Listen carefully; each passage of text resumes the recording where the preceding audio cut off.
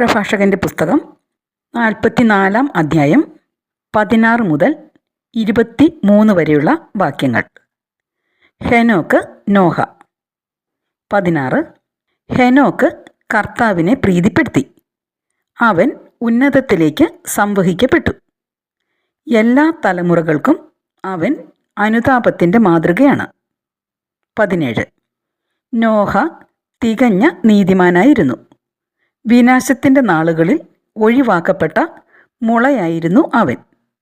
അങ്ങനെ ജലപ്രളയത്തിന് ശേഷം ഭൂമിയിൽ ഒരു ഭാഗം നിലനിന്നു. 18.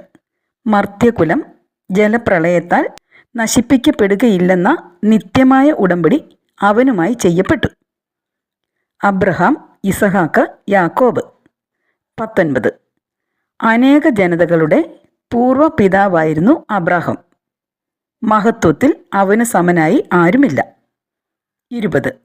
അവൻ അത്യുന്നതൻ്റെ നിയമം പാലിക്കുകയും അവിടുന്ന് അവനുമായി ഉടമ്പടിയിൽ ഏർപ്പെടുകയും ചെയ്തു. അവൻ സ്വശരീരത്തിൽ ഉടമ്പടിയുടെ മുദ്ര പതിച്ചു. പരീക്ഷിക്കപ്പെട്ടപ്പോൾ അവൻ വിശ്വസ്തത തെളിയിച്ചു. 21.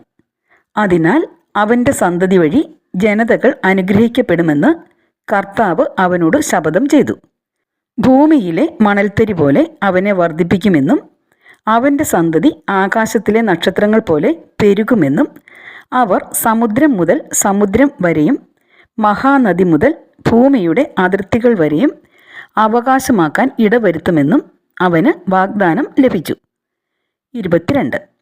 ഇസഹാക്കിനും പിതാവായ അബ്രാഹാം മൂലം അതേ വാഗ്ദാനം നൽകപ്പെട്ടു. 23.